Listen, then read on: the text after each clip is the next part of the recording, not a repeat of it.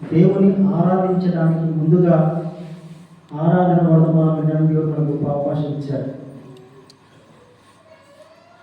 ఇందాక మనం నూతన సంవత్సరం పాట పాడుకున్నప్పుడు కూడా ఆ మొదటి చరణంలో రాయబడింది, వేల మంది కూడా గతించిపోయినారు, వేల మంది కూడా భూమిని విడిచిపెట్టిపోయినారు.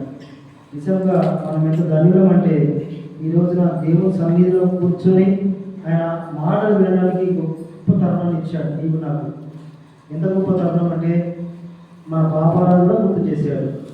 గుర్తు చేయడమే కాకుండా కొందరి జీవితాలకు మరి ఏడుగురు జీవిస్తూ వచ్చాడు. వాళ్ళు ఒప్పుకున్నట్టుగా మరి అదేవిధంగా మరి వారి తర్వాత మనం కూడా మరి అలాంటి పాపం కలిగి వారిని ఒప్పుకునే గొప్ప పాపాన్ని వచ్చాడు. మన ఆయుష్కాలం పొడిగించాడు. అదేవిధంగా అంతేకాకుండా మనకు మంచి ఆరోగ్యం ఇచ్చాడు. మంచి ఆరోగ్యంతో పాటు కూడా మంచి అనుకూలమైన వాతావరణం ఇచ్చాడు. కొన్ని ప్రాంతాల్లో చూస్తే రకరకాల వాతావరణాలు ఉన్నాయి, కూర్చునేడానికి కూడా అవకాశం లేనటువంటి మరి అలాంటి పరిస్థితి అంటే మనకైతే ఎంత గొప్ప మహాభాగ్యం కదా. ఆయన ఫ్యాన్ చేసుకుని హ్యాపీగా ఎంత మంచిగా కాస్త ఇబ్బందికరమైన అయినప్పటికీ మనకు మంచి కూర్చునే ఓపిక దేవుడు ఇచ్చాడు. కాబట్టి మరి నూతన సంవత్సరంలో మనం దేవుని ఆరాధించే కంటే ముందుగా కొన్ని మాటలు విందాం. దేవుని మాటలు విందాం. ఏది విన్నప్పటికీ విన్నటువంటి వాక్యాన్ని బట్టే వర్తమానాన్ని బట్టే మనం ఆ మాట తలపోసుకుంటూ దేవుని మనం ఆరాధించాలి. ముందుగా నిర్గమకాండము రోమీయులకు రాసిన పత్రిక నూతన నిబంధన గ్రంథములో పేజీ నంబర్ 137,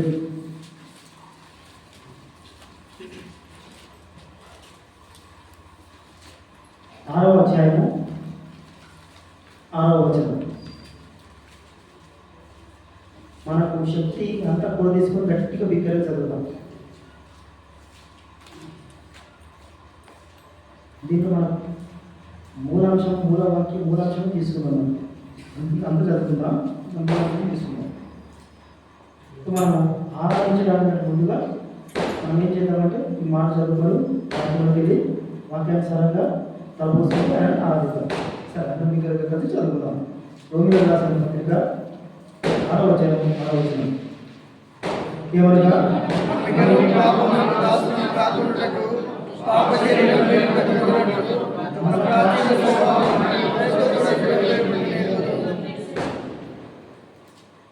ఇక్కడ ఈ వాక్య భాగంలో మనం తీసుకున్నాం. ఏ మాట తీసుకున్నామంటే మన ప్రాచీన స్వభావం అనేటటువంటి అంశాన్ని తీసుకొని ఆ మాట ప్రకారంగా చూసుకొని మనం ముందుకు సాగుతాం. దేవుడు మరి ఈ వాక్య భాగాన్ని మనం కాక మన సహాయం చేయదు కాక. ఎందుకంటే ఈ మాట ద్వారా దేవుడు మనకు ముందుకు సాగడానికి సహాయం చేసేటటువంటి దేవుడుగా ఉంటాడు. కాబట్టి ఇక్కడ రోమీయులకు రాసిన పత్రిక 6వ అధ్యాయం 6వ వచనంలో ఏముందంటే మన ప్రాచీన స్వభావం అనేది. ఏంటా ప్రాచీన స్వభావం? ఆ ప్రాచీన స్వభావం అట్లాగే పెట్టుకొని మన దేవుడు మనం ఆరాధించగలుగుతామా? ఇప్పుడు ఉదాహరణ చిన్న ఒక మాట చెప్తాను. ఒక కరెంట్ ప్లగ్లో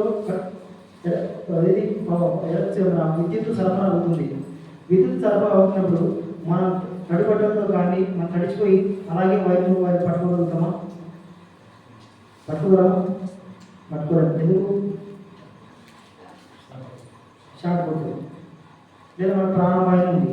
ఈ లోకానుసారమైనటువంటి ఒక విద్యుత్ సరఫరాకు అది మన ప్రాణాపాయం ఉంటే మన శరీరానుసారమైనటువంటి పాపం చేసినటువంటి మనము మరి దేవుడు మనం పాపం శరీరంతో కానీ ఈ పాపం నోటితో కానీ ఇంకా మనలో పాపం పెట్టుకొని దేవుని ఆరాధించగలుగుతామా? ముందుకు సాగగలుగుతామా? ముందుకు వెళ్ళగలుగుతామా? ఆయనను యథార్థంగా ఆరాధించగలుగుతామా? మరి యోహాను 4:24 ఉంది. ఆయన ఆరాధించడం ఎలా ఆరాధించాలట? ఆయన ఎవరు? ఆత్మ కనుక ఆత్మతో సత్యంతో ఆరాధించాలి. అంతేకాని ఇక్కడ ఇందాక రోమీయులకు రాసిన పత్రిక 6వ అధ్యాయం 6వ వచనంలో మన ప్రాచీన స్వభావాన్ని విడిచిపెట్టకుండా పాప క్షమాపణ లేకుండా ప్రభు రక్తంలో కనబడకుండా యేసుతో పాటు కూడా మనం చనిపోయిన వారమే కాకుండా అలా లేకుండా మన దేవుని ఆరాధించగలుగుతాము. పాప క్షమాపణ అనేటువంటి అనుభవం లేకుండా ఆయన ఆరాధించగలుగుతామా? మరణించలేదు. అది ఎలా సాధ్యం? ముందుకు సాగాలంటే మన ప్రాచీన స్వభావం ఎలాంటిది చూసుకొని అది ఎలా తొలగించబడింది అని దేవుని వాక్యం ద్వారా మాత్రమే మనం చూసుకుందాం. నిర్గమకాండము 2వ అధ్యాయం 12వ వచనం. అతడు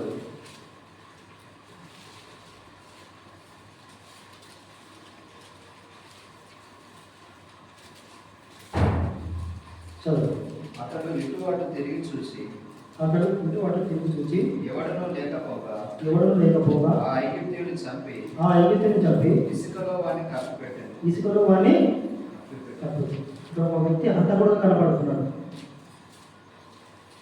అటు ఇటు చూశాడట, ఆ ఐగుప్తిని ఏం చేశాడట? హత్య కూడా చేసేసాడు. హత్య చేసి ఊరుకున్నాడా? తెలియదు. అనేది ఇసుకలో ఏం చేసి కప్పి పెట్టాడు. మనం కూడా కదా మన పాపాలు అట్లా కప్పుకుంటాం, ఎప్పుడు చూస్తలేమో అని చెప్పేసి ఏం చేస్తామంటే మనకు 2 కళ్ళు, లోకానికి 1000 కళ్ళు. లోకదానం లోక మాట, నీకు 2 కళ్ళు, లోకానికి 1000 కళ్ళు అంటారు. నీకు నీవు పాపం చేసి, నీకు నీవు తప్పు చేసి, నీకు నీవుగా మరి ఎవరికి ఇష్టం కానటువంటి అయిష్టమైన పనులు చేసి నీ 2 కళ్ళు మూసుకుంటే లోకమంతా చూడదా? అట్లాగే జరిగింది ఇక్కడ. అటు ఇటు చూశాడు. నా వంశానికి సంబంధించినటువంటి వారు, నా జాతికి సంబంధించిన వ్యక్తిని పొడదాడా అని చెప్పి ఐగుప్తిని ఏం చేశాడు? చంపేశాడు. చంపి ఏం చేశాడు? పాపాన్ని మూట కట్టుకున్నాడు, శాపాన్ని మూట కట్టుకున్నాడు. మూట కట్టుకుని ఏం చేస్తున్నాడు? ఇసుకలో పాతి పెట్టాడు. అంతే. ఇసుకలో ఏదైనా పాతి పెట్టామనుకోండి, పూడ్చిపెట్టిన తర్వాత బయటికి కనపడుతుందా? కనపడదు. ఇక్కడ కూడా అదే జరిగింది.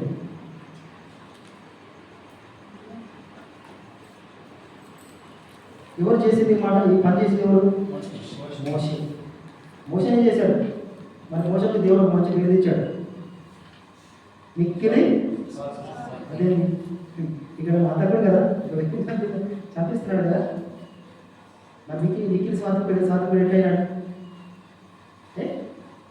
ఆయన సహజ స్వభావాన్ని వదిలేశాడు దేవుడి కొరకు.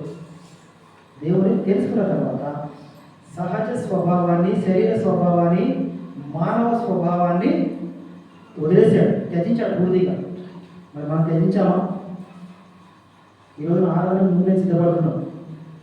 త్యజించకుండా, వదిలివేయకుండా, పాప క్షమాపణ లేకుండా, రక్షణ మానవసు లేకుండా ముందుకు వెళ్ళి దేవుని ఆరాధించడానికి సిద్ధపడుతున్నాం, రక్షణ అనుభవం లేకుండా.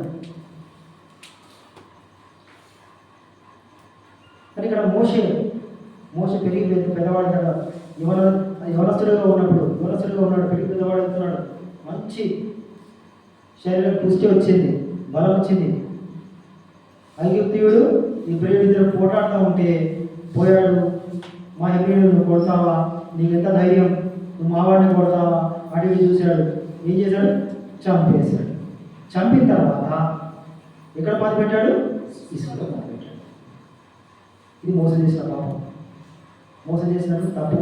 దేవుని దృష్టిలో కూడా మోసం చేసినట్టు అతిపెద్ద తప్పు. ఇద్దరిని పిలిచి మందలించాల్సింది పోయి, ఇద్దరి మధ్యన ఎవరి తప్పు తెలుసుకోవాల్సింది పోయి, ఆవేశపూరుడై మా వాడిని కొడతావా, నా వాడిని కొడతావా, మా వంశీయులను, మా జాతికి సంబంధించిన వ్యక్తులను చంపేస్తావా అని చెప్పేసి హెబ్రీయుడిని చంపేశాడు.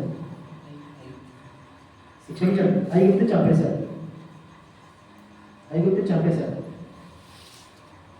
మనం కూడా అంతే, నావాడు, నాది, మా వాళ్ళది అనేటటువంటి ఈర్ష్య, ద్వేషం, స్వభావం, స్వార్థం మనకు కూడా ఉండదు కదా. మనం కూడా మోస మనిషి, మనం కూడా మనిషి, మనమేం అధికులమేం కాదు.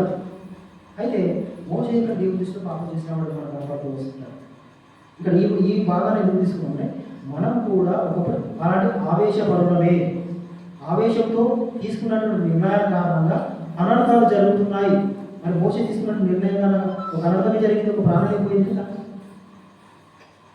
ఐగుప్తు చంపేశాడు కదా, ఇప్పుడు పోయిన ప్రాణం తిరిగి వస్తుందా? మనం కూడా అంతే. మనం ఏ సమయంలో మనం పాపం చేస్తామో ఆవేశపూరితంగా గడిచినటువంటి కాలం తిరిగి వస్తుందా? రాదు. క్యాలెండర్ మారుతుంది, ఏది మారుతుంది, అంతా మారిపోయాయి. ఇప్పటికిప్పుడే కదా క్యాలెండర్ మారిపోయాయి. మరి ఇంకా 24 ప్రకారంగా ఉన్నామో 25 ప్రకారం దేవుని ఆరాధించి సిద్ధపడుతున్నాము. 25లో దేవుని ఆరాధించి సిద్ధపడాలి. ఆయన మన జీవితంలో ఏం చేశాడు, ఆయన యొక్క గొప్పతనం ఏంటో, ఆయన మనకి ఏం మేలు చేశాడు, వాటిని తలపోసుకుంటూ మనం ఆరాధించాలి. మీకు మాట చెప్తాను, నువ్వు ఆరాధించాలంటే మనం ఇప్పుడు ఎందుకంటే ఆయన గొప్పతనాన్ని, ఆయన మనం చేసిన ప్రతిదాన్ని మనం తలపోసుకుని ఆరాధించాలి. అదేవిధంగా చూసినట్టయితే ఇప్పుడు లోకానుసారంగా మనం కొన్ని చూస్తే, ఇప్పుడు చిన్న ఉదాహరణ చెప్తాను. 6 గ్యారెంటీ మీకు తెలుసు కదా, ఏంటది 6 గ్యారెంటీ?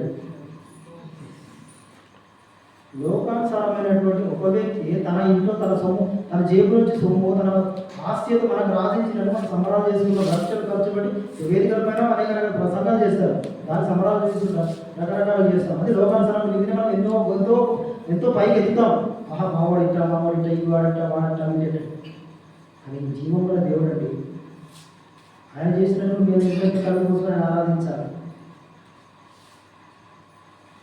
కదా.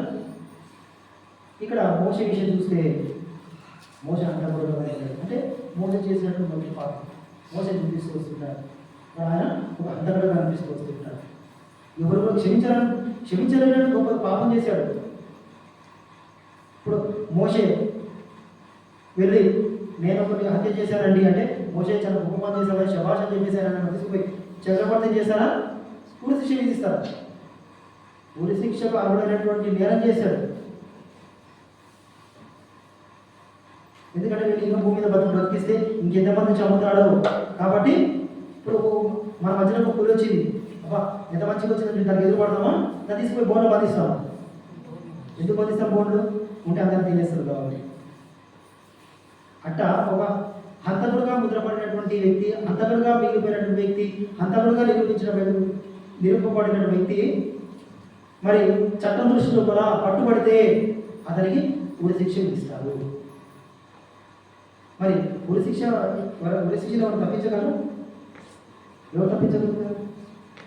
చూద్దాం. ముందు మోసే మరి క్షమించాలన్నటువంటి పెద్ద నేరం చేశాడు. 2 చూద్దాం. మొదటి రాజుల గ్రంథము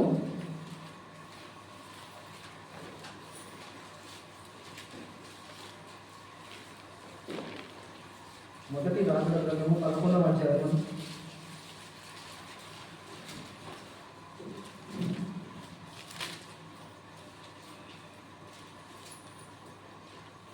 7-8. సొలొమోను కేమోషు అను మోయాబీల హేయమైన దేవతకును మోలేకు అను అమ్మోనీయుల హేయమైన దేవతకును యెరూషలేము ఎదుటనున్న కొండ మీద బలిపీఠం కట్టించాడు. ఇదేంటి? సొలొమోను గురించి ఇంకెవరి గురించి చెబుతున్నాం మనం? సొలొమోను మహాజ్ఞాని. దేవుడు ఆయన మంచిగా ఏమేమి ఇచ్చాడు, ఆయన అడగకపోయినప్పటికీ ఏమడి దేవుడు మరి అయ్యా నీ శత్రువులో ప్రారంభమైన నీ ఐశ్వర్యమైన అడగలేదు కాబట్టి వాటంతటితో పాటు నీకు జ్ఞానము వివేచనము ఇస్తాడు. ఇవన్నీ దేవుడు ద్వారా పొందినటువంటి వ్యక్తి ఇక్కడ ఏం చేస్తున్నాడు? ఈయన ఎవరికి బలిపీఠం కడుతున్నాడు? హేయమైనటువంటి దేవతలకి బలిపీఠం కడుతున్నాడు. ఎవరిని బట్టి? అసలు ఆయన బలిపీఠం కట్టడానికి ఎవరు ప్రేరేపించారు? 5 వచనం చదవండి. సొలొమోను వృద్ధుడైనప్పుడు అతని భార్య అతని హృదయమును ఇతర దేవతల తట్టు త్రిప్పగా అతని తండ్రి అయిన దావీదు హృదయం వలె అతని హృదయము దేవుడైన యెహోవా ఎడల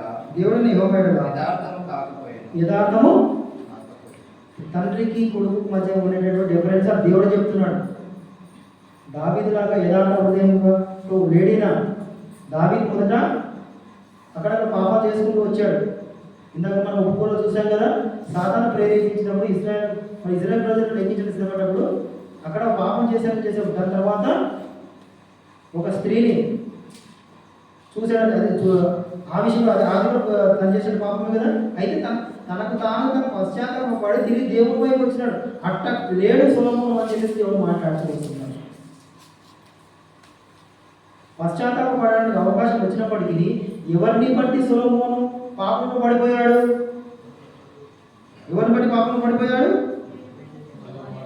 తన భార్యను బట్టి, స్నేహితులను బట్టి కాదు, భార్యను బట్టి. సొలొమోను ఎంత భయంకరం కదా, విగ్రహారాధన వైపు వెళ్ళిపోయాడు ఆయన. జీవం గల దేవుని వదిలిపెట్టి. ద్వితీయోపదేశ కాండం 5లో ఉంది. భూమి మీద కానీ భూమి కింద కానీ నేను తప్ప మీకు వేరే దేవుడు ఉండదని చెప్పేసి రాయబడింది కదా. మరి ఇక్కడ సొలొమోను ఆ విషయం తెలియవా? తెలుసు, మహాజ్ఞాని. ఆయన జ్ఞానాన్ని వినడానికి ఎవరు వచ్చారు? శివ. ఆయన యొక్క జ్ఞానాన్ని ఆమె అన్నది నేను విన్నదానికంటే చూసింది ఇంకా ఎక్కువ ఉందని. అట్టాంటి ఆ వ్యక్తి ఎక్కడ పడిపోయాడు? ఏదైతే తను కోరి చేసుకున్న భార్యలే ఆయన తీసుకుపోయి ఎక్కడ తీసుకుపోయినాయి? ఏమైనటువంటి దేవుల వైపు తిప్పేసింది. మనం కూడా అంతే. కార్యాలయంలో మనం బాగానే ఉన్నాం, ముందు మందిరాన్ని బాగానే వస్తాం, ఎండింగ్లోనే వస్తుంది అసలు సమస్య. మొదట్లో మందిరాన్ని బాగానే వస్తాం, కాలం గడిచిన కొద్దీ మందిరానికి ఏమైందంటే టైం దొరకలేదన్నా, పని ఉండన్నా, అర్జెంట్ ఉండన్నా, స్నేహితులు వచ్చిందన్నా, బంధువులు వచ్చిందన్నా, అనేక కారణాలు వెతికి అబద్ధాలు చెప్తాం. కానీ ఇక్కడ సొలొమోను ఎంత భయంకరమైన పాపం చిక్కుకున్నాడు. మోషేనేమో అక్కడ క్షమించాలనేటువంటి తప్పు చేశాడు, అంతకుడుగా మిగిలిపోయాడు. ఇక్కడ సొలొమోను ఏం చేశాడు? భయంకరమైనటువంటి ఏమైనా దేవులకు తన భార్య తిప్పాడు, కట్టించాడు. అది పోటీ ఎక్కడ కట్టించాడు? పోనీ ఇంకెక్కడ కట్టించాడంటే ఇక్కడ యెరూషలేము ఎదుటనేనాడు. ఇక్కడ చూడండి, అది యెరూషలేము ఎదుట ఉన్న. ఉదాహరణకి మన మందిరం ఉంది. ఇది ఏ మందిరం? మన మందిరం పేరు ఏమేమి? హోరేబు మందిరం. ఇప్పుడు దాన్ని నేనే ఉన్నాను, నేను ఈ మందిరానికి వారం వస్తున్నాను. నేనేం చేసి వచ్చి మంచి ఆత్మీయుడు పేరు సంపాదించిన తర్వాత ఒక మంచి పేరు సంపాదించిన తర్వాత దీనికి ఎదురుగా ఏం చేసిన ఒక స్థానంలో పెద్దగా మహేయమైనటువంటి ఒక విగ్రహాన్ని పెట్టుకున్నాను. అర్థం కావడానికి చెప్తున్నాను. వచ్చింది ఈ మందిరం, రక్షణ పొందింది ఈ మందిరం, బాధ్యత తీసుకుంది ఈ మందిరం ఉంది, మంచి పేరు సంపాదించుకుంది ఈ మందిరం ఉంది, అన్నీ మంచిగానే. ఏమైందో తెలియదు. నేనేం చేశాను? ఎదురుగా ఒక బలిపీఠం, ఒక ఏమైనటువంటి దేవుడు కూడా విగ్రహం పెట్టాడు, పెద్ద గుడి కట్టాడు. అట్టానే చేశాడు తన భార్యను బట్టి. ఎవరు? సొలొమోను. మనం సొలొమోను అంటే అక్కడ దేవతలకు బలిపీఠం కట్టాడు. మనం దేనికి కడుతున్నాం? మన హృదయంలో దేనికి బలిపీఠం కడుతున్నాము? మంచి ఆరాధన ఉంది, ఒకప్పుడు మంచి ప్రార్థన ఉంది, మంచి దయాగుణం ఉంది, మంచి ధర్మకార్యం చేసేటటువంటి మనస్తత్వం ఉంది. ఎక్కడ పోయినాయి ఇవన్నీ?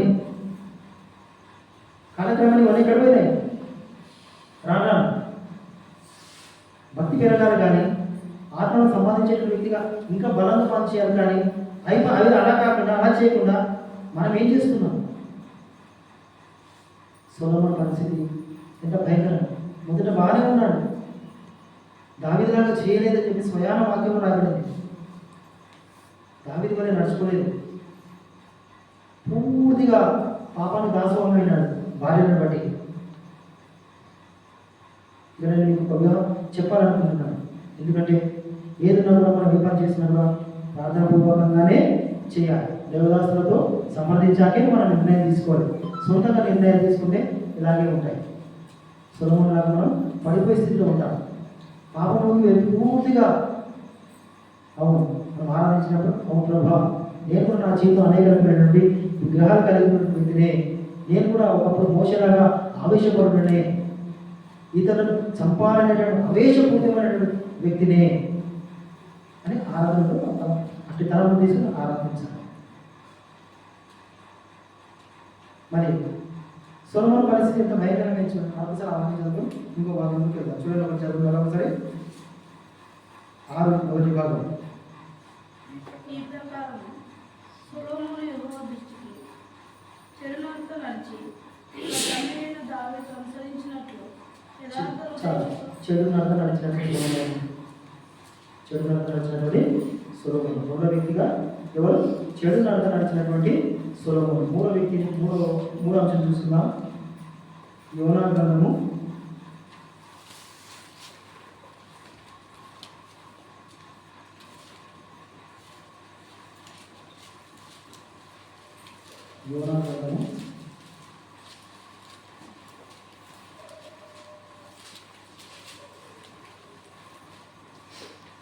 1వ అధ్యాయం 3వ వచనం. అయితే యెహోవా సన్నిధి నుండి తర్షీషు పట్టణం పారిపోవాలని యోనా యొప్పేకు పోయి తర్షీషు పోవడం చూసి మొదటి భాగం ఇక్కడ తర్షీషు పట్టణం పారిపోవాలని. తర్షీషు పట్టణం ఎవరు పారిపోతున్నారండి? యోనా పారిపోతున్నాడు. ఎందుకు పారిపోతున్నాడు? 1వ వచనం ఎందుకు పారిపోతున్నాడు చూడండి. 2వ వచనం చదవండి. నీనేవే పట్టణస్థుల దోషము నా దృష్టికి ఘోరమైన కనుక నీవు లేచి నీనేవే మహాపట్టణం పోయి దానికి దుర్గతి కలుగునని ప్రకటింపుము. దేవుడు ఒక మాట చెప్పాడు. ఎవరికి? యోనాకు చెప్పాడు. అయ్యా నీవు నీనేవే పట్టణానికి పోయి అక్కడ మీ పరిస్థితి చాలా భయంకరంగా ఉంది, దేవుడు మీ మీదకి కీడు తీసుకురాబోతున్నాడు, మీరు ఇక్కడ నుంచైనా మారమనిసిపోతున్నారు అని చెప్పేసి వాళ్ళ దగ్గర తెలియజేశాడు. నీవు సువార్త ప్రకటించిన ఆయన అని చెప్పేసి ఎవరు చెప్పాడు? యోనాకు చెప్పాడు. యోనా ఏం చేస్తాడు? దేవుడితో ఆలోచన చేయాల్సినటువంటి యోనా సొంతంగా ఆలోచించుకుని ఎక్కడ పారిపోతున్నాడు? తర్షీషు వెళ్ళడానికి సిద్ధంగా ఉన్నాడు, ఓడైపోతున్నాడు. అర్థమవుతుందని చెప్పేది. మన సంఘం ఎక్కడైనా సువార్తకు వెళ్ళడానికి రండయ్యా అంటే, ఉదాహరణకు మన మందిరంలో 100 మంది ఉన్నారనుకోండి, సువార్తలో మనం మరి వరుస క్రమంలో చూడడానికి నాకు లెక్క పెడితే కనీసం 10 మంది 15 మంది దొరుకుతారు. యోనాటి మనస్తత్వం కలిగినటువంటి వ్యక్తులమే మనం కూడా, నేను కూడా. ఇది ఇక్కడ యోనాకు బాధ్యత అప్పచెప్పాడు. అరే నినేవే పట్టణస్థుల పరిస్థితి చాలా ఘోరంగా ఉంది, వాళ్ళకి ఒకసారి వెళ్ళి చెప్పు, భయంకరంగా ఉంది పరిస్థితి, నువ్వు వెళ్ళి చెప్పు అంటే యోనా భయపడ్డాడు. మరి అక్కడ ప్రజలు మంచివారు కాదయ్యా, దాన్ని వాళ్ళు చేస్తారేమో అని సొంతంగా ఆలోచించుకున్నాడు. కనీసం దేవుడు నన్ను కాపాడుతాడు, నన్ను రక్షిస్తాడు, నాకు ఏ ప్రాణహాని ఉన్నప్పటికీ తనే నన్ను కాపాడేటటువంటి ఆపదలను ఆదుకునే దేవుడు నాకు ఉన్నాడు అని చెప్పేసి యోనా మర్చిపోయి సొంత జ్ఞానం చొప్పున ఏ ఓడ ఎక్కుతున్నాడట? తర్షీషునకు ఒక ఓడ చూచాడు. మనం కూడా అంతే. మందిరానికి రావాల్సిన వెళ్ళమని చెప్పేసి తల్లిదండ్రులు చెప్తే మందిరానికి పరిగెత్తాం. 10 గంటలకు ఉంటే 12 గంటలకు వస్తాం. లేదా ఆదివారం రోజున మందిరానికి రావాల్సిన వారం ఉంటే ఎక్కడ పరిగెడతామంటే మన సొంత పనులు ఏవైతుందో అక్కడే మొదట పరిగెడతాం. ఎందుకయ్యా రాలేదు అంటే పని ఉండే. ఏమని దేవుని కంటే ఎక్కువ అంటే సమాధానం ఉంటుంది, పని ఉండే, లేదా స్నేహితులు, స్పెషల్ క్లాస్, ఇలా రకరకాల కారణాలు మరి యోనాలోనే మనం కారణాలు వెతుకుతాం. ఈ అంటే కారణాలు చెప్పి పారిపోయేటటువంటి వ్యక్తిగా, దేవుని సన్నిధి నుంచి పారిపోయేట వ్యక్తిగా యోనా నిలబడ్డాడు. మరి మోషేనేమో క్షమించాలనేటువంటి నేరం చేసినటువంటి వాడిగా రెండో వ్యక్తి ఎవరు? సొలొమోను. భయంకరమైనటువంటి విగ్రహాలను పెట్టుకొని భార్యల వలన పాపంలో చిక్కుపడిపోయి బయటికి రానటువంటి వ్యక్తిగా ఒక వ్యక్తి ఉన్నాడు. అతను మూడో వ్యక్తి దేవుని మాటకు లోబడకుండా, దేవునికి వ్యతిరేకంగా, దేవుడు చెప్పినటువంటి పనిని వినకుండా సొంత తలంపు చొప్పున దూరంగా నడుచుకునేటువంటి వ్యక్తిగా ఎవరు కనపడుతున్నారు? యోనా కనపడుతూ వస్తుంటారు. 4వ వ్యక్తి 2వ రాజుల గ్రంథము 5వ అధ్యాయము 20వ వచనం.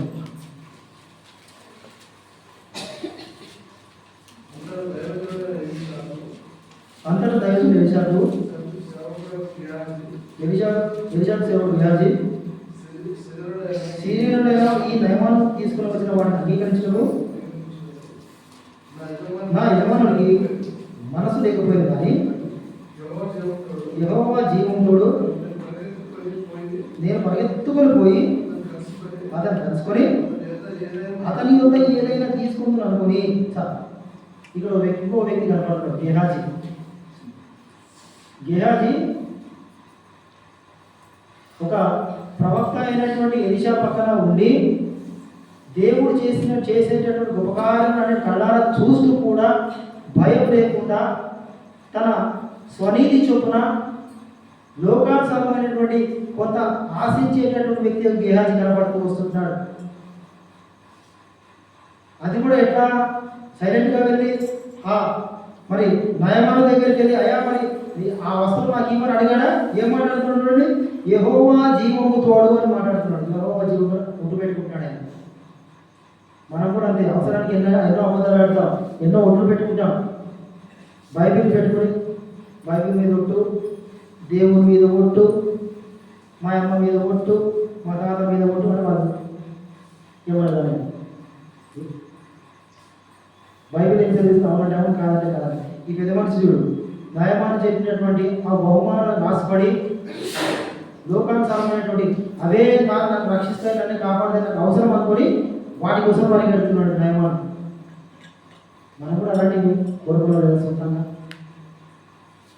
ఏవైతే మనకి ఏది అక్కడగా అవసరమో, ఏ సమయానికి దేవుడు ఇవ్వాలో అది అప్పుడే ఇస్తాడు. కానీ గేహాజీ వల్ల నాకు ఇప్పుడే అవసరం, నాకు ఇక్కడే కావాలని చెప్పేసి పరిగెత్తుకొని పోయి తెచ్చుకునేటటువంటి వ్యక్తిగా, అంతకంటే ఎక్కువనే ఉన్నటువంటి వ్యక్తులు మనం కూడా అంతే. ఇప్పుడు ఏం చేస్తామంటే అంతా చేసుకొని అప్పుడు వస్తారు, అప్పుడు వస్తారు దేవుని దగ్గరికి. ఉదాహరణకు మనం అన్ని మన ఇంట్లో ఒక శుభకార్యాలకు సంబంధించిన వ్యక్తులను అన్నీ చేసుకొని వచ్చి దైవజనుడి దగ్గరికి వస్తాం. మనం ప్రార్థన చేయడా మేము పలానా పెట్టుకున్నాం, మంచిగా దేవుడు ఆశీర్వదించాడు. టైం చూసింది నువ్వే, డేట్ నిర్ణయించింది నువ్వే, అన్ని సంబంధాలను కుదుర్చుకుంటే నువ్వే. ఇప్పుడు ఎందుకు వస్తున్నావు? దేవుడు ఆశీర్వాదం కోసం. మరి ఇది నీకు ఇష్టమా, నీకు కాదా? మరి దేవుడి చిత్తాన్ని కనిపెట్టేటటువంటి మనసు మనకు లేదు. మనకు అవసరమా కాదా? ఉదాహరణ పెళ్లి సంబంధమే, ఆ సహోదరుడికి దేవుడి చిత్తము కాదు మనం కనిపెట్టాం ఒకనాడు. మరి అదే మన అన్నలకు బాగా తెలుసు, అన్న వాళ్ళకి పాతకాలంలో అయితే ఒక వివాహం జరగాలంటే దైవజనుడు భక్తి గారు అయితే ప్రార్థన పెట్టాడు. ఎప్పుడైతే దేవుడు ఒక్కోసారి నెల రోజులు పట్టేది, 2 నెలలు, 6 నెలలు, సంవత్సరం కూడా పట్టేది. ఎప్పుడు సమాధానం వస్తే అప్పుడే దైవజనుడు ఏం చేసి పలానా రోజు మీ పెళ్లి అని చెప్పేవాడు అంతే ఆ కాలంలో. ఎందుకంటే మా అమ్మ నాన్న పెళ్లి చేసింది, మరి డేట్ ఫిక్స్ చేసింది కూడా ఆ దైవజనుడు కాబట్టి భక్తి గారు. నెల రోజులు మా అమ్మమ్మ మరి ఒక శాంతంగా గుడివారం అని చెప్పేసి ఆవిడ ద్వారా సంఘం ఏర్పరచడం, ఆవిడ ఇద్దరు కలిసి అక్కడ ఉండి దైవజనుల ద్వారా ప్రార్థనాపూర్వకంగా వివాహం అనేది జరిపించబడింది. అంటే స్వనీతి చొప్పున గేహాజీ చేస్తూ వస్తుంటాడు. అది తనకు కావాలా వద్దో, తనకు అవసరమో, తన క్షేమమో కాదు, మర్చిపోయాడు. పోనీ గేహాజీ చేశాడంటే అతను మన తెలియజేశాడా అని చూద్దాం. మరి అంతకంటే ముందుకు ఉన్నటువంటి భాగాల లోపల మరి ఏం చేశాడు? మరి ఎలీషా చేసినటువంటి గొప్ప కార్యాలన్నింటినీ కూడా కళలు చూస్తూ వస్తుంటాడు. 4వ అధ్యాయంలో రాయబడినట్టుగా ఒక స్త్రీ పలానా రోజు పలానా టైంకు నువ్వు కరెక్ట్గా మరి గర్వం ధరించి నువ్వు ఒక కుమారుని కంటావా అని చెప్పేసి చెప్పినప్పుడు తప్ప మరి అదే పరిస్థితులలో మరి ఆమె గర్వం దాల్చి ఏం చేసింది? కుమారుని కన్నది. అది గేహాజీ తెలియదా? దేవుని గొప్పతలో గేహాజీ తెలిసి పాపం చేశాడు గేహాజీ. దేని కొరకు? లోకానుసారమైనటువంటి వాటికి. మనం అదే లోకంలో ఉన్నటువంటి వాటిని చూస్తాం, ఆకర్షింపబడతాం. అమ్మ చెప్తుంది, నాన్న చెప్తుంది, భర్త చెప్తుంది, భార్య చెప్తుంది, వద్దు కూడా అదే తెచ్చుకొని ఇంట్లో పెట్టుకుంటాం. అదే మన జీవితంలో విగ్రహమే కూర్చుంటారు. రోజు దాన్ని చూస్తాం, దాన్ని చూస్తాం. అది మన కడుపు మనకి తిండి పెడితే తిండి కూడా పెట్టదు. అట్లాంటి వాటిని తెచ్చి ఇంట్లో మనం పెట్టుకుని మన హృదయంలో కూడా అది పెద్ద విగ్రహమై కూర్చుంటుంది. ఎప్పుడు దాన్ని పోగొట్టుకుంటాం. ఒక బైక్ తెచ్చామనుకోండి, రోజు నిద్ర కూడా పట్టదు. రోజు 10 గంటలు మరి 9 గంటలు 10 గంటలు నిద్రపోయాయి. రోజు 6 గంటలు 7 గంటలకి బైక్ ఇంట్లో రాగానే ఏం చేస్తాం? మనం 11, 12 పడుకుంటాం, 4 గంటలు వేసి ఆ బైక్ చూసుకుంటే పోస్తాం. అప్పుడు ఆ బైక్ ఏమన్నా ఊరికి రోడ్డు నడుస్తుందని దానికి రోజు పోస్తేగా ముందుకు పోతుంది. అంటే మనం వేటిని కోరుకుంటున్నాం, వేటిని ఆశిస్తున్నాం, అవి దేవునికి ఇష్టమా కాదా? మరి గేహాజీ వలె మనం కూడా లోకానుసారమైనటువంటి కోరుకోకూడదు, కోరుకొని శాపానికి గురి కావద్దు. గేహాజీ గురించి మీకు తెలిసిన విషయమే కదా, ఎలాంటి శాపానికి గురయ్యాడు, వచ్చింది అంతే. మనం కూడా అంతే, ఆత్మీయమైన కృషిలో గురవుతాం, ఆత్మీయమైన పొరుగుదల, ఆత్మీయంగా పూర్తి పడిపోతాం, చెడిపోతాం, నెమ్మది ఉండదు, శాంతి ఉండదు, సమాధానం ఉండదు, ప్రార్థన ఉండదు, కుటుంబ ప్రార్థన ఉండదు, వ్యక్తిగత ప్రార్థన ఉండదు, సంఘ ప్రార్థన ఉన్నాం, బైబిల్ పఠనంలో ఉన్నాం, స్త్రీల పరిచర్లో ఉన్నాం, ఉపవాస ప్రార్థన ఉన్నాం, గొలుసు ప్రార్థనలో ఉన్నాం, ఆదివారం ఆరాధన కూడా ఉండవు. అంటే ఎప్పుడైతే మన లోకాన్ని మనం కోరుకున్నాం గేహాజీలే, మన పతనం అనేది ఆరంభమవుతుంది, అక్కడి నుంచి మొదలవుతుంది ఆరంభం. గేహాజీ కూడా అలాగే తన పతనం అయిపోయాడు. ఏం కోరుకున్నాడు? కేవలం కంటి ద్వారా చూశాడు, ఇష్టపడ్డాడు. మరి ఎలిషా ఇష్టపడకపోయినప్పటికీ మా యజమానుడు తెమ్మంటున్నాడండి మరి అడిగాడు. మా యజమానుడు తెమ్మంటున్నాడు, యెహోవా జీవంతోడు, ఊరికి ఇవ్వచ్చు కదా, మా యజమానుడు తెమ్మంటున్నాడు, మరి యెహోవా జీవంతోడు అని పెట్టుకుంటాడు. అలాంటి భయంకరమైన పాపం పడిపోతున్నాం. అందుకే మనం ఆరంభం ప్రవేశించగలుగుతాం. ప్రభా, నా జీవితం కూడా నేను లోకంలో ఇదివరకు కోరుకున్నటువంటి వ్యక్తిని, నీవు నాకు ఇష్టమైనవి నువ్వు తలంచినటువంటి ఆ తలంపులలో నేను నీతో ఎక్కడ ఏకీభవించలేదు, కానీ నా ఇష్టమైనటువంటి వాటిని నేను వెతుక్కున్నాను, వెతుకునేను పాపంలో పడిపోయాను అని ఈ ఆరాధన తలంపులను మనం తలుచుకోవాలి. నేనంటే మొదటిది మోషే, రెండవది సొలొమోను, 3 యోనా, 4 గేహాజీ, 5వదిగా చూద్దాం. ఆదికాండము 3వ అధ్యాయం, ఆదికాండము 3వ అధ్యాయం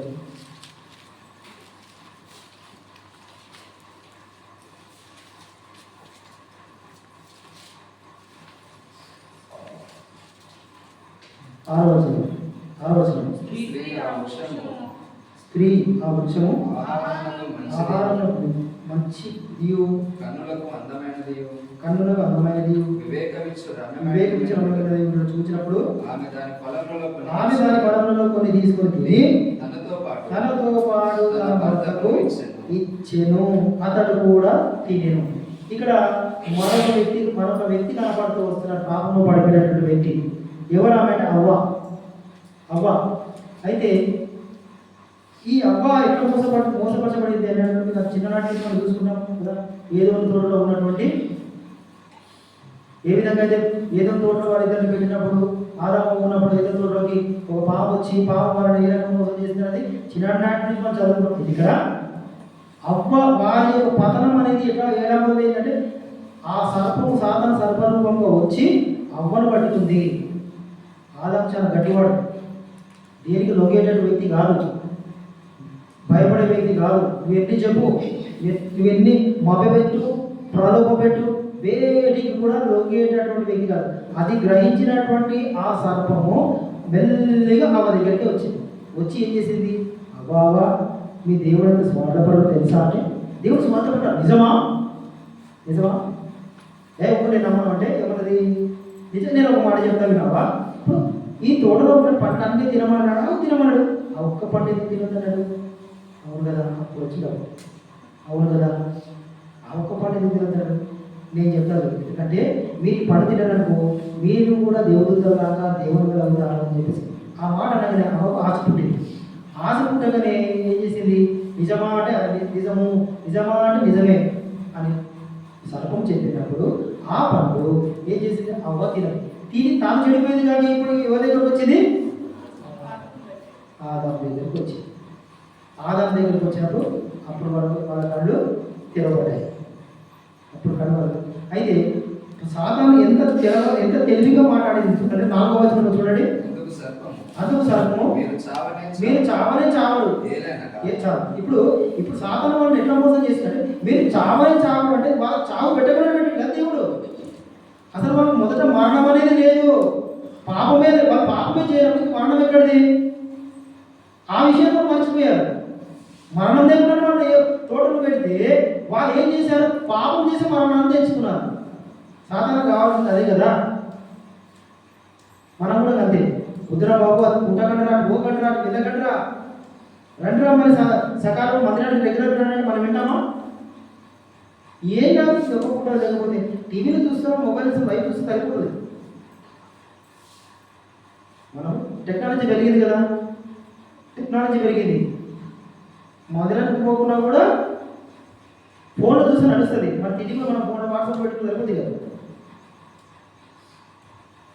మన ఆహారం కూడా ఉదయం టిఫిన్ కానీ, మధ్యాహ్నం భోజనం కానీ, సాయంత్రం స్నాక్స్ కానీ, నైట్ డిన్నర్ కానీ వాట్సాప్లో పెట్టుకుంటే వాట్సాప్ తీసుకుని తినవచ్చు కదా. అవి కడుపు నింపుతాయా? అవి ఎప్పుడు కడుపు నింపినట్టే దేవుని మందిరంతోనే అన్ని విషయాలు నేర్చుకుంటాము. మనకు ఆత్మీయ క్రమం అనేది మనం నేర్చుకుంటాము. అంతేకాని మొబైల్ ఉంది కదా అని చెప్పేసి, తెలివి ఉంది కదా అని చెప్పేసి సొంతంగా ఆలోచన చేసుకొని ఈ రకంగా అవ్వవలే మనము పాపంలో పడిపోకూడదు. సొంతంగా ఆలోచించుకొని యోనా వలె పాపంలో పడిపోకూడదు. సొంతంగా ఆలోచన చేసుకొని సొలొమోను వలె పాపంలో పడిపోకూడదు. సొంతంగా ఆలోచన చేసుకొని మోషే వలె అంతకుడుగా మనము మిగిలిపోకూడదు. మందిరానికి క్రమం, మనకి ఎంతైనా ధనం ఉండదు కావచ్చు, మనకి ఎంతైనా ఆస్తులు ఉండని, మనకి ఎంతైనా అందం ఉండని, మనకి ఎంతైనా చదువు ఉండని, దేవుని మందిరానికి తగ్గించుకొని రావాల్సిందే. దేవుడు అదే కదా చెప్పేది, మనతో మాట్లాడుతున్నది. ఇది కదా ఒకప్పుడు మన బ్రతుకు. ఈ నలుగురు మనం చూసాం కదా. ఇప్పుడు ఇందాక ఎవరిని చూసాం? అవ్వను చూశాం. అవ్వప్పుడు ఏం చేసింది? మోసపోయింది. మీరు చావడంటే ఎంత చూడు, అసలు వాళ్ళ దేవుడు చావనేది పెట్టనే లేదు. దేవుని మాటను అతిక్రమించారు, మరణాన్ని పొందెచ్చుకున్నారు. వాళ్ళలో ఎప్పుడైతే పాపం ప్రవేశించిందో వాటితో పాటు మరణం అనేది వెంటాడుతూ వచ్చింది, మరణంలో వచ్చేసింది. ఇంత భయంకరమైన మనం కూడా అంతే. దేవుని మాటను నమ్మాల్సినటువంటి మనం, దేవుని మాట వినాల్సినటువంటి మనం ఏం చేస్తున్నాం? పాపంలో అవగాహన మోసపోతున్నాం. మనం మోసపరచడానికి అనేక రకమైన లోపల మన చుట్టూ తిరుగుతుంటాయి. కానీ వివేకం కలిగి మనం జీవించాలా, వివేకం కలిగి ముందుకు సాగాలా. వివేకం అనేది ఎక్కడ నుంచి వస్తుంది? పరిశుద్ధ గ్రంథం నుంచి వస్తుంది. ఈ లోకంలో ఏ పుస్తకం చదివితే మీకు మనకు వివేకం రాదు, మన జ్ఞానం రాదు. అది లోకానుసారమైన జ్ఞానం కావచ్చు, కానీ అన్ని రకాల జ్ఞానం ఇచ్చేది సకల మరి ఎంత డబ్బు పెట్టినప్పటికీ కూడా మనకు దొరకనటువంటి సకల సంపద అంతా కూడా దీంట్లో ఉంది. అది మనం గ్రహించకుండా దీని ఏం చేస్తే దీంట్లో మూసిపెట్టి ఎక్కడో మూల అటక మీద సబ్జెక్ట్ ఎక్కించేసి ఇది అక్కడ ఉన్న విషయం కూడా మనం మర్చిపోయి ఎక్కడెక్కడో దేశాలంతా పోయి ఎట్లో వెళ్తుందో ఏముందో కావాలి వచ్చి ఇది చదివితే కదా మనకు తెలిసేది. అది మనం చదవం. ఈ చదవక ఏం చేస్తాము? లోకంలో ఉండేటువంటి వాటిని ఆ మాట ఈ మాట అందరి మాట విని అవ్వాలి మనం ఏం చేస్తామంటే మోసపోతాం. పాపంలో పడిపోయి మనం మోసపోయింది కాక ఇంకోటి కూడా మనం ఇతరులను కూడా మోసపరిచేటటువంటి పడుతూ ఉంటాం. అవ తిని ఊరుకుందా? పక్కన ఉన్న వ్యక్తికి ఎవరికి ఇచ్చింది? ఆదాం ఊరుకున్నాడా? వెనక చూడలేదు, ముందు చూడలేదు, ధర్మాన్ని ఆలోచించాడు. అదే సర్పం డైరెక్ట్ వచ్చి మాట్లాడినప్పుడు దేనికి తొలగడు, ఓనగడు, భయపడదు. పోరాడైనా బాబు నీ మాట ఎవరింటాడని చెప్పి అనేటువంటి వ్యక్తి భార్య మాటకు లోపడ్డాడు. అంతే, విచక్షణగా కోల్పోయాడు. కాబట్టి మనం కూడా దేవుని మాట వినాలి. దేవుడు ప్రతిరోజు, అందుకే మనం ఎప్పుడో క్యాలెండర్ ఉంది కదా, మనం తీసుకుంటాం కదా ప్రతి సంవత్సరం రోజు డేట్ ఉంటుంది. డేట్ పక్కన ఏముంటుంది అని అంటారు. మాకు మన డేట్ అప్పుడే చూస్తాం, తెలుసా మీకు? డేట్ అప్పుడే చూస్తాం, డేట్ పక్కన వాక్యం చదవం. ఎంతమంది వాక్యం రోజు చదవాలి? చదవాలి. అనుదిన వాక్యం తప్పనిసరిగా చదవాలి. అంటే మనం అనుదిన వాక్యం ఎప్పుడు చదువుతామో అది మనం విన్నట్టు మనం కాపాడలేదు, మనం కాపాడుకొస్తుంది ఎప్పుడు కూడా. మరి అవ్వ సాతాను ప్రలోభాలకు మరి లోబడింది, పాపంలో పడిపోయింది. ఎంతమంది చూసాం ఇప్పటికి? ఇంకొకటి చూద్దాం.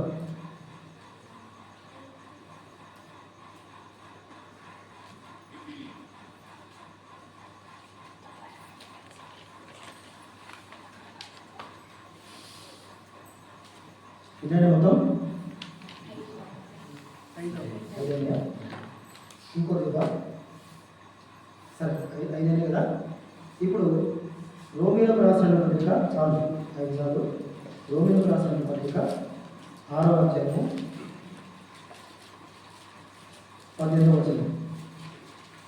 పాపం నుండి విమోచింపబడి పాపము నుండి విమోచింపబడి విమోచింపబడి నీతికి దాసులైతిరి. నీతికి దాసులైతిరి. దాసులైతివి. పాపం నుండి విమోచింపబడింది. మరి ఇందాక మనం చూసుకుంటే ఇన్ని పాపాలు ఉన్నాయి కదా, ఈ పాపాలన్నిటి నుంచి మనం విమోచించాలి. మనం ఒకప్పుడు అలాంటి స్థితిలో ఉన్నాం. ఇలాంటి మోసమైన అంతములుగా యోనవాడి దూరంగా పాల్పడేటువంటి వ్యక్తిగా, పాపం చేసేటువంటి వ్యక్తులుగానే ఉన్నాం మనం. అయితే మనం విమోచించిన ఒక వ్యక్తి మనం విమోచించాడు. వాక్యం మనం ఏమంటుందంటే మనం విమోచించినాడు, విమోచింపబడితిరి అని చెప్పేసి ఇక్కడ వాక్యం మాట్లాడుతూ వస్తుంది. పాపం నుండి విమోచింపబడి నీతికి దాసులైరి. అవును, నీతికి మనం దాసులైనా. పాపం ఎట్లా విమోచింపబడ్డాం?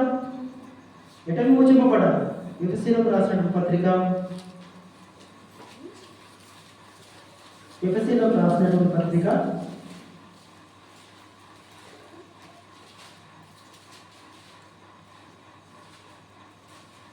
2వ అధ్యాయము 1వ వచనం ఒక చదవండి. మీ అపరాధం చేతను పాపముల చేతను మీరు చచ్చిన వారై ఉండగా ఆయన మిమ్మల్ని క్రీస్తుతో కూడా బ్రతికించాడు. ఇది మనం ఎవరు బ్రతికించాడు? ఎవరు విమోచించారు మనల్ని? ఇందాక మనం రోమపత్రికలో 6 చదువుతున్నాం కదా, విమోచింపబడితిరి. మనం ఎవరు బ్రతికించారు? బ్రతికించి ఎవరు విమోచించారు? క్రీస్తు బ్రతికించాడు.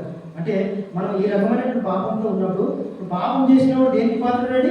మరణానికి పాత్రుడు. పాపం చేసినవాడు తప్పనిసరిగా మరణించాల్సిందే, వేరే అవకాశం లేదు. అలాంటి మనం మరణానికి సిద్ధంగా ఉన్నటువంటి పరిస్థితులలో మరణానికి పాత్రులమైనటువంటి నిన్ను నన్ను ఎలా విమోచించాడు? క్రీస్తు రక్తం చేత మనల్ని విమోచించాడు. అందుకే మన అపరాధం, మనం చచ్చినటువంటి స్థితిలో ఉన్నప్పుడు మన క్రీస్తుతో కూడా లేపాడు. ఊరికి మనం విమోచింపబడరా? ఇంకో మాట చూస్తున్నాం చూడండి.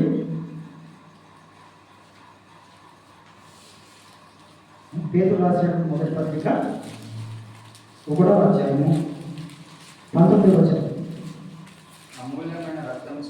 అమూల్యమైన రక్తం చేత అనగా నిర్దోషమును నిష్కలంకమునకు గొర్రెపిల్ల వంటి క్రీస్తు రక్తం చేత విమోచింపబడింది. ఇది మనం ఎట్లా విమోచింపబడ్డాము? ఇప్పుడు క్రీస్తు రక్తం చేతనే విమోచింపబడాలని, ఆయన కార్చినటువంటి రక్తం చేత. ఎవరి కోసం కార్చారంటే ఇందాక మనం 500 చూసుకుంటాం. 5 రకాల పాపములతో మనం పడిపోయి చెడిపోయి మరణానికి పాత్రలుగా ఉన్నటువంటి నిన్ను నన్ను 2025 సంవత్సరాల కిందట ఆయన భూమికి శరీరధారిగా వచ్చి ఆయనలో ఉన్నటువంటి నిరపరాధమైనటువంటి నిష్కలంకమైనటువంటి రక్తము చేత నిన్ను నన్ను పవిత్రపరచాడు. ఆయన మనం ఆరాధించాల్సింది ఇది. అవును ప్రభా, నేను మరణానికి పాత్రుడనే, నన్ను ఎవ్వరు కూడా భూమి మీద రక్షించడానికి ఎవరు రాలేదు. నీవు పరలోకం నుండి నీ యొక్క గొప్ప మహిమను కూడా నా కొరకై మరి వదిలిపెట్టి శరీరధారిగా వచ్చి వ్యక్తులుగా చేసుకొని భూమికి నా కొరకై నా పాపాలు నా శాపాలన్నింటినీ కూడా కల్వసిల్లో కొట్టివేసి మీ యొక్క నిష్కలంకమైన నిర్దోషమైన రక్తం చేత నన్ను పూర్తిగా కడిగివేసి నన్ను పవిత్రం చేసినావయ్యా. నీ ప్రియకుమారులను అంగీకరించినావయ్యా. ఇది ఆరాధన. ఇంతే. మరి ఆరాధన ప్రవేశిద్దామా? మనం ఎప్పుడు కూడా పాతగా కాకుండా మరి మనకి విన్నటువంటి వాక్యానుసారంగా మనం ఇప్పుడు ఆరాధనలోకి మనం ప్రవేశిద్దాం.